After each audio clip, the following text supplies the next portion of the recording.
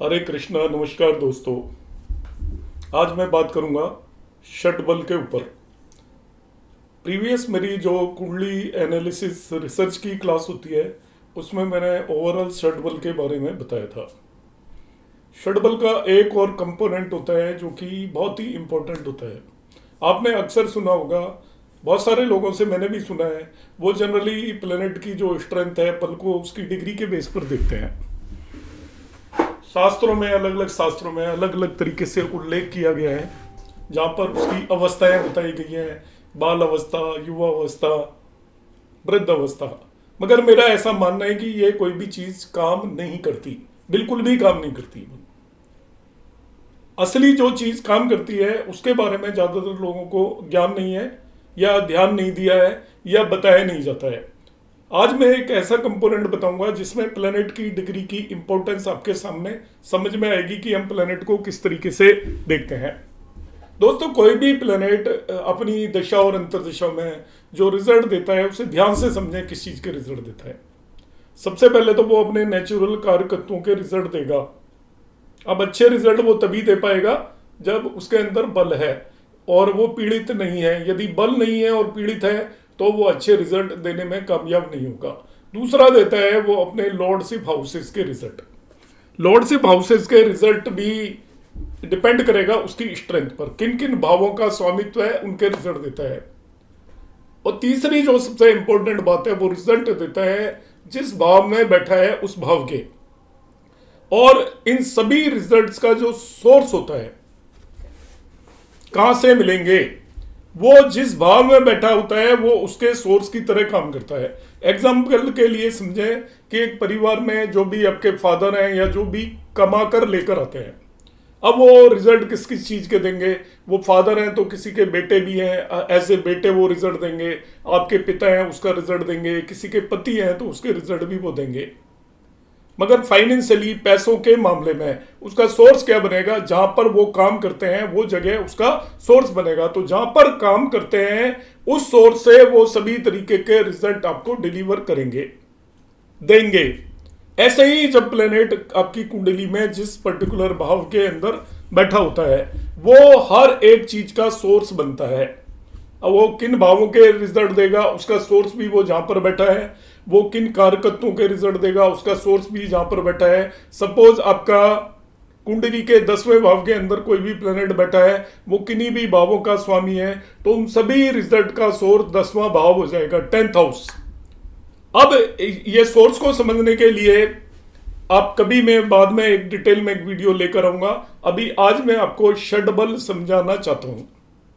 षटबल का एक कंपोनेंट जो अक्सर लोग जानते ही नहीं है, बिल्कुल छोड़ देते हैं, और वो इंपॉर्टेंट आपको बताएगा। जो आप अवस्था वगैरह पढ़ते हो वो कोई बहुत एक्यूरेट नहीं है। अलग अलग शास्त्रों में उसके बारे में कॉन्ट्राडिक्टरी स्टेटमेंट है।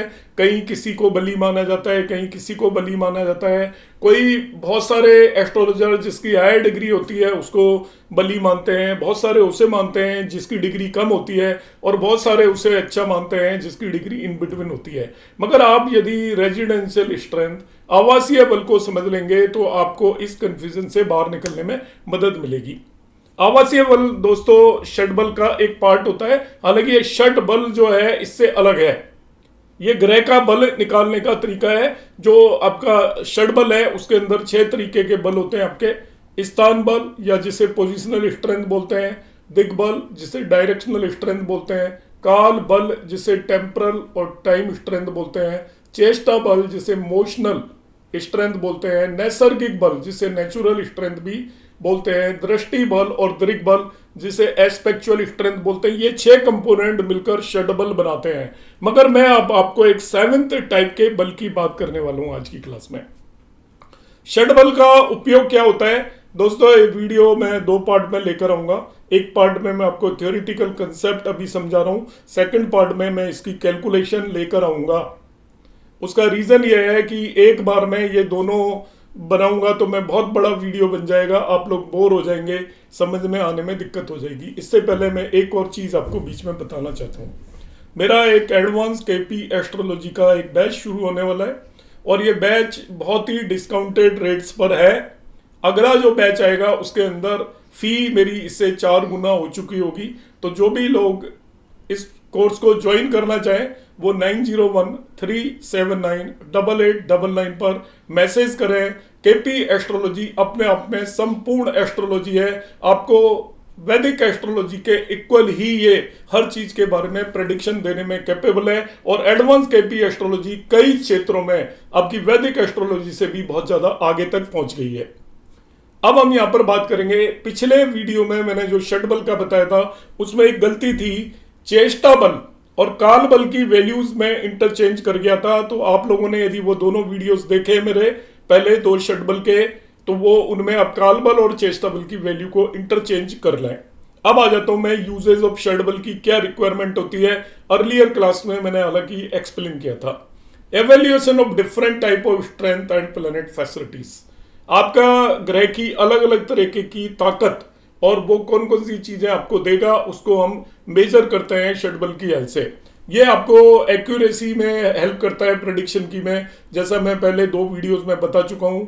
ये आपको ये बताता है कई जगह पर जब हम किसी व्यक्ति की आयु निकालते हैं, लॉन्जिविटी निकालते हैं, या आपको कुंडली में किस पर्टिकुलर भाव को ज्यादा वो देना चाहिए, ध्यान देना चाहिए, एम्फेसिस होना चाहिए, आपका बल किस पर्टिकुलर भाव पर होना चाहिए। हमें कुंडली को चंद्रमा से एनालिसिस करना चाहिए, लग्न से करना चाहिए, सूर्य से करना चाहिए, वो इस बात पर निर्भर करता है इन तीनों में कौन बली है। तो आपका जो षडबल पार्ट है या ग्रह बल या भाव बल, उससे हमें पता चलेगा लग्न बली है, चंद्रमा बली है, सूर्य बली है। और जब हम लॉन्जिविटी आयु निकालते हैं तो चंद्रमा बली होता है तो कोई और आयु कैलकुलेट की जाती है, जिसका सूर्य बली होता है दूसरी आयु कैलकुलेट की जाती है, लग्न बली होती है उसकी तीसरी आयु कैलकुलेट की जाती है, पिंड आयु, अंशाय आयु, निसर्ग आयु, अलग अलग तरीके की आयु अलग अलग लोगों की कैलकुलेट की जाती है। वो इस बात पर निर्भर करती है कि उसकी लग्न बली है, चंद्रमा बली है, सूर्य बली है।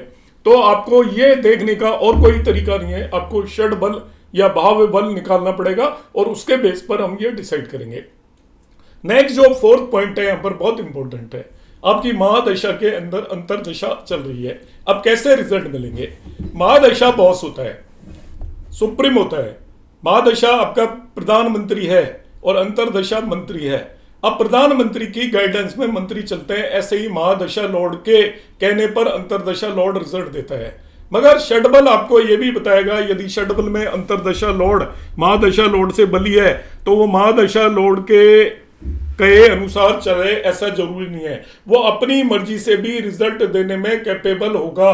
तो ये एनालिसिस करने के लिए भी षडबल को जरूरत पड़ेगी कि गिवन महादशा के अंदर जो अंतरदशा चल रही है, अंतरदशा लॉर्ड कि महादशा के अनुसार रिजल्ट देगा या अपने आप में भी रिजल्ट देने के लिए आजाद है। यदि वो षडबल में महादशा लॉर्ड से बली है तो महादशा लॉर्ड को वो एक तरीके से अनदेखा कर देगा और अपने रिजल्ट देने की कोशिश करेगा। तो ये भी हम षडबल से ही पता करते हैं। तो यहां पर हमें बल निकालने के लिए षडबल के 6 कंपोनेंट होते हैं। वो ऑलरेडी आपको मैं प्रीवियस 2 क्लासेस में बता चुका हूं, आप वो मेरे वीडियोस देख लेना। ये यहाँ पर मैंने बताया। आज जो मेरा टॉपिक है वो रेजिडेंशियल स्ट्रेंथ है। दोस्तों इसको थोड़ा ध्यान से समझने की जरूरत है और ये बहुत ही इंपॉर्टेंट हो जाता है। आपका षडबल जितना ही इंपॉर्टेंट है, ये अपना अपना षडबल का कंपोनेंट नहीं है, मगर ये भी भाव के रिजल्ट देखने के काम आता है। जनरली अब हम क्या करेंगे, हम एक प्लेनेट की जब वो रिजल्ट देगा अपनी दशा और अंतरदशाओं में, तो वो जिस भाव के अंदर बैठा हुआ है उस भाव के रिजल्ट देने के लिए और उस भाव के थ्रू रिजल्ट देने के लिए मैंने कहा कि वो अपनी लॉर्डशिप के रिजल्ट देगा, तभी भी सोर्स वही भाव होगा जिसके अंदर वो बैठा हुआ है। अपने नेचुरल कारकत के रिजल्ट देगा, तभी भी सोर्स वही भाव होगा जहां पर बैठा हुआ है। अब सोर्स भाव के अंदर उसकी स्थिति अच्छी है तो वो अपने आप में जो भी रिजल्ट देना है, सपोज षडबल के अनुसार वो बली है, ध्यान से समझिएगा, थोड़ा सा कॉम्प्लिकेटेड है। षडबल के अनुसार वो बली है, आप सोच रहे हो अच्छे रिजल्ट देने चाहिए, मगर भाव में उसकी स्थिति अच्छी नहीं है तो वो आपको स्ट्रॉन्ग रिजल्ट नहीं दे पाएगा। और यदि षडबल में भी स्ट्रॉन्ग है और उसका भाव के अंदर स्थिति अच्छी है तो आपको अच्छे रिजल्ट की गारंटी हो जाती है। तो एक तरीके से एक ग्रह के बल को आप 2 तरीके से आंकोगे। एक तो षडबल से आपने उसके बल को आंक लिया, उससे आपको ये पता चल गया कि ये आपको अच्छे रिजल्ट देना चाहता है। अब दे भी पाएगा या नहीं, यह उसकी रेजिडेंशियल स्ट्रेंथ या आवासीय बल पर निर्भर करेगा, और वो डिपेंड करेगी वो उस भाव के अंदर कहां पर बैठा हुआ है। मैं अभी आपको एक थियोरिटिकल कंसेप्ट बता रहा हूं, अगली क्लास में कैलकुलेट करना बताऊंगा रेजिडेंशियल स्ट्रेंथ को। दोस्तों भाव 30 डिग्री का होता है, आपको मालूम है। अब भाव के अंदर प्लेनेट 30 डिग्री पे कहीं भी हो सकता है, 1-2 डिग्री से लेकर 15 degree, 17 degree, 8 degree, 2 degree, 30 degree तक कहीं भी हो सकता है। तो अक्सर जो लोग उसकी अवस्था की बात करते हैं वो उसकी डिग्री देखते हैं, मगर यहाँ पर रेजिडेंशियल स्ट्रेंथ इस बात पर डिपेंड करती है। असेंडेंट की डिग्री, जो भी लग्न की डिग्री होती है, वो सभी भावों का भाव मध्य होती है। आपकी कुंडली में सपोज लग्न 3 डिग्री पर है, तो आपका हर भाव का मध्य बिंदु 3 डिग्री होगा। और ऐसा माना गया है कोई भी प्लेनेट यदि किसी भी भाव के मध्य बिंदु के आसपास हो तो वो बली हो जाता है, और वो उसके रिजल्ट देने की ताकत कई गुना बढ़ जाती है। रिजल्ट देने की ताकत कई गुना बढ़ जाती है। आप समझें थोड़ा सा कंसेप्ट कि आपके अंदर बहुत अच्छी ताकत है और आप एक्सपेक्ट कर रहा है दूसरा आदमी अच्छे रिजल्ट देगा, मगर आप जिस जगह पर रह रहे हैं वो जगह आपके लिए सुटेबल नहीं है। आप जहां पर बैठे हैं वहां पर आपको मौका ही नहीं है। आप एक बहुत अच्छे बैट्समैन है समझिए, आपके अंदर सारी टेक्निक है और आपको पता है कि अपने सैकड़ा ही लगाना है, सेंचुरी ही मारोगे, मगर आपको टीम के अंदर यदि वो बेज ही 10 डाउन रहे, 9 डाउन रहे, आपको मौका ही नहीं मिल रहा है रिजल्ट देने का, तो आप 10वें नंबर पर जाकर सेंचुरी नहीं बना सकते। आप कितने ही अच्छे बैट्समैन हो, इसी तरीके से आप कितने ही अच्छे बॉलर हो, आप हर बॉल पे विकेट लेने वाले हो, मगर आपको यदि गेंदबाजी का, बॉलिंग का चांस ही नहीं मिलेगा तो आप बॉल कैसे कर पाओगे और विकेट किस तरीके से ले पाओगे। आप एक बहुत अच्छे राजनेता हो और आप बहुत पॉपुलर हो, मगर आपको टिकट ही नहीं मिलेगा तो आप चुनाव जीतोगे कैसे। तो इसी तरीके से एक प्लेनेट के अंदर बल है, मगर वो अपने जिस भाव के अंदर बैठा हुआ है वो सही स्थिति में नहीं बैठा हुआ है, तो वो अच्छे रिजल्ट देने की उसकी ताकत होते हुए भी रिजल्ट नहीं दे पाएगा। अब एक ग्रह को हम किस तरीके से देखते हैं, ग्रह का जो स्ट्रेंथ है वो किस भाव में बैठा है, उसकी अच्छी स्थिति मानी जाएगी जब वो भाव मध्य के करीब है, मिड कस्प के करीब है। मिड कस्प एक्चुअली क्या होता है, ये बहुत आसान है, आपको कोई बल निकालने की जरूरत नहीं है, कैलकुलेशन में जाने की जरूरत नहीं है। आप जब भी किसी भी कुंडली में देखते हो कि ये प्लेनेट रिजल्ट देने की स्थिति में भी है या नहीं, बली होने के बावजूद भी रिजल्ट देने की स्थिति में नहीं होता है यदि उसका भाव जो आवासीय बल एनफ नहीं होता, सफिशिएंट नहीं होता।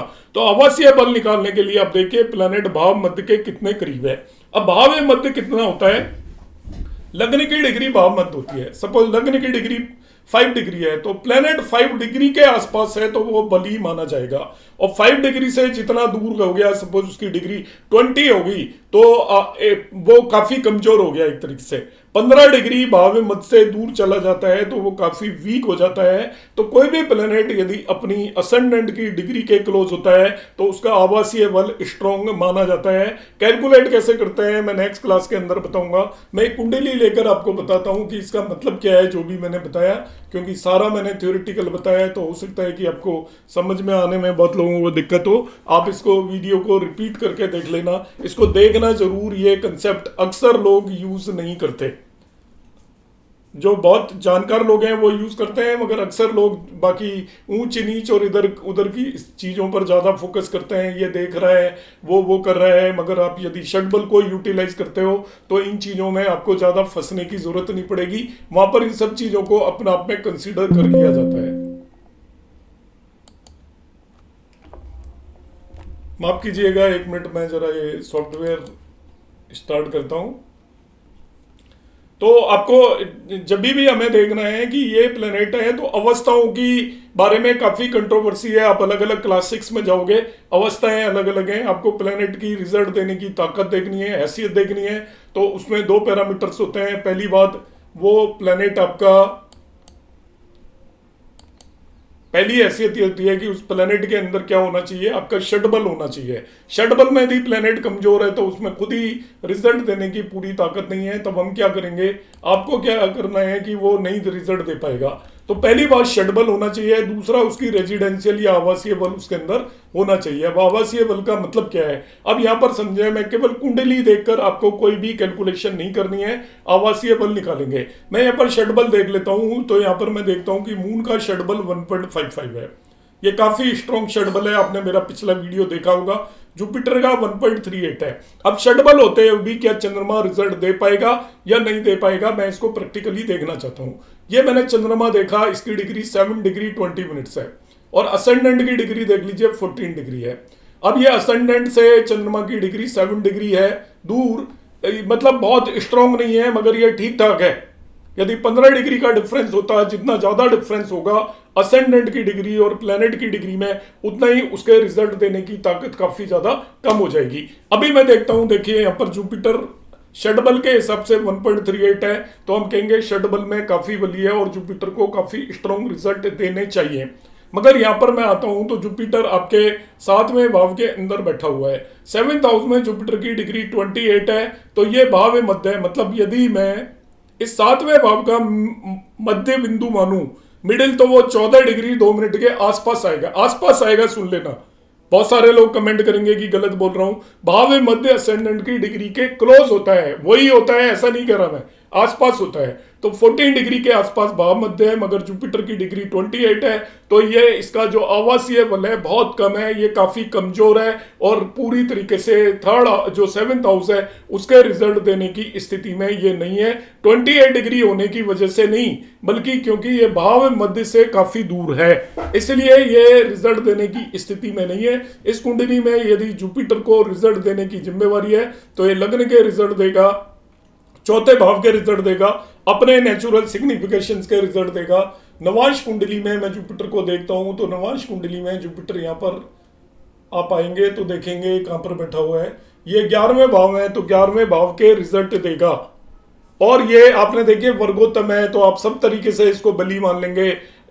इसीलिए इसका एक्चुअली ये जो आपका षडबल है वो ज्यादा है, क्योंकि ये वर्गोत्तम भी है, मगर ये भाव के अंदर एक ऐसी स्थिति के अंदर बैठा हुआ है कि आपको जो रिजल्ट आप एक्सपेक्ट कर रहे हो उतना रिजल्ट देने की इसके अंदर ताकत नहीं हुई है। षडबल होने के बावजूद भी रेजिडेंशियल स्ट्रेंथ बहुत इंपॉर्टेंट रोल प्ले करेगा। देखिए, इसको लगने के रिजल्ट 7वें भाव से मिलेंगे, इसको चौथे भाव के रिजल्ट 7वें भाव से मिलेंगे। इसको समझने के लिए मैं बताता हूं, चौथे भाव के रिजल्ट है व्हीकल होता है, घर में सुख सुविधाएं होती हैं, प्रॉपर्टी होती है। ये 7th हाउस सोर्स बनेगा इसका, कि आपको या तो वाइफ के थ्रू मिलेंगे या स्पाउस के थ्रू मिलेंगी ये सारी चीजें, या फिर क्या होगा किसी पार्टनरशिप के थ्रू मिलेंगी, किसी रिटेल शॉप के थ्रू मिलेंगी, कोई इसका पब्लिक एक्सपोजर होगा, पब्लिक के अंदर ये कोई काम करते होंगे, एक्टिंग करते होंगे, उसके थ्रू इनको ये सारी चीजें मिलेंगी। मगर जिसके थ्रू मिलने वाली है उस पर्टिकुलर भाव के अंदर इसकी स्थिति स्ट्रांग नहीं है, इसलिए आप एक्सपेक्टेड रिजल्ट नहीं मिलेंगे। ये आपकी इंपॉर्टेंस होती है आवासीय बल की। और एक कुंडली लेकर मैं समझाने की कोशिश करता हूं कि आवासीय बल को हम किस तरीके से देखते हैं and what is utility of this.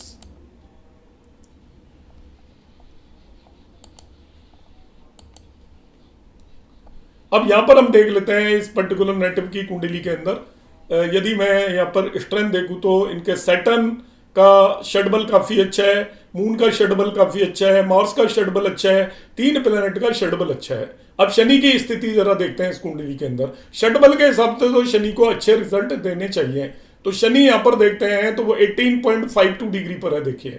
और इस पर्सन का जो असेंडेंट है वो 4 डिग्री पर है, तो करीब करीब 15 डिग्री का डिफरेंस है।